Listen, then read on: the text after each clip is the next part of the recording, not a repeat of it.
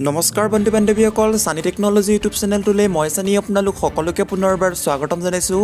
বন্ধু বান্ধৱীসকল, এই মুহূৰ্তত আপোনালোকৰ বাবে এটা গুৰুত্বপূৰ্ণ খবৰ, এটা ব্ৰেকিং নিউজ ওলাই আহিছে। বন্ধু বান্ধৱীসকল, আজি হৈছে টিৱা কাউন্সিল অৰ্থাৎ টিৱা ইলেকশ্যন। টিৱা ভোটগণনা প্ৰক্ৰিয়া বৰ্তমান চলি আছে।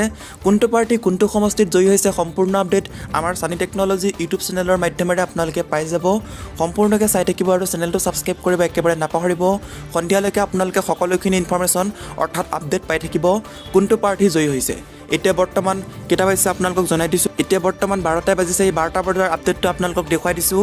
টিৱা কাউন্সিল প্ৰথম পৰ্যায়ৰ ভোটগণনাত 13টা সমষ্টিত বিজেপিৰ অগ্ৰগতি। এই মুহূৰ্তত আপোনালোকৰ বাবে এটা গুৰুত্বপূৰ্ণ খবৰ, এটা ব্ৰেকিং নিউজ।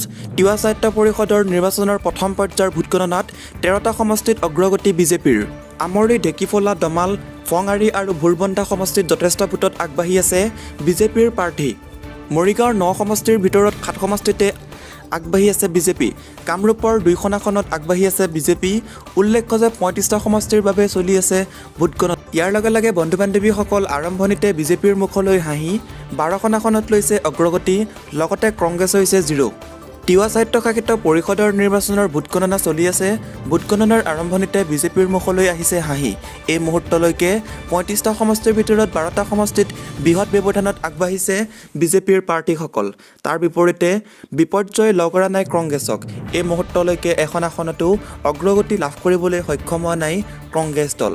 আনহাতে এখন আসনত আগবাঢ়ি আছে অসম গণ পৰিষদৰ প্ৰাৰ্থী। ইয়াৰ লগে লগে এই মুহূৰ্তলৈকে 13 নং নেলিখলা সমষ্টিত বিজেপিৰ অগ্ৰগতি। নেলিখলা সমষ্টিত বিজেপি প্ৰাৰ্থী জীৱন কোঁৱৰৰ অগ্ৰগতি। 1607টা ভোটত অগ্ৰগতি জীৱন কোঁৱৰৰ। জোনবিল সমষ্টিত বিজেপিৰ অগ্ৰগতি। বিজেপি প্ৰাৰ্থী বিনীতা দৈমাৰীৰ 771টা ভোটত অগ্ৰগতি। প্ৰথম পৰ্যায়ৰ ভোটগণনাত দৈমাৰীৰ অগ্ৰগতি। লালুংপাৰা সমষ্টিত বিজেপিৰ অগ্ৰগতি। বিজেপি প্ৰাৰ্থী মদন বৰদলৈৰ 1074টা ভোটত অগ্ৰগতি।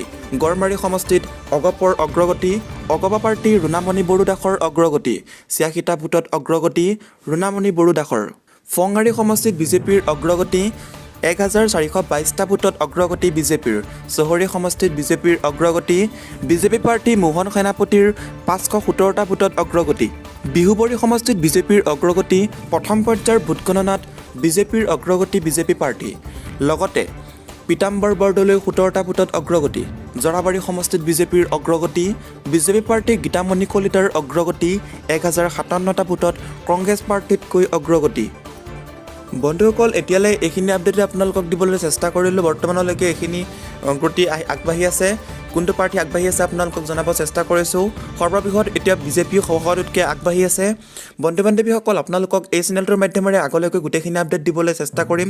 আপোনালোকে গোটেইখিনি আপডেট পাই থাকিবলৈ হ'লে চেনেলটোত ছাবস্ক্ৰাইব কৰিব। তলত থকা যোনটো ৰঙা বটন আছে তাতে ক্লিক কৰি ছাবস্ক্ৰাইব কৰি ছাইডত থকা যিটো বেল আইকন আছে প্ৰেছ কৰি অল অপশ্যনটো ক্লিক কৰিব একেবাৰে নাপাহৰিব, এনেকুৱা ধৰণৰ আপোনালোকে আপডেটসমূহ পাই থাকিবলৈ। বন্ধু বান্ধৱীসকল, আজিলৈ বাই বাই। আকৌ এটা নেক্সট ভিডিঅ'ত লগ পাম। জয় অসম।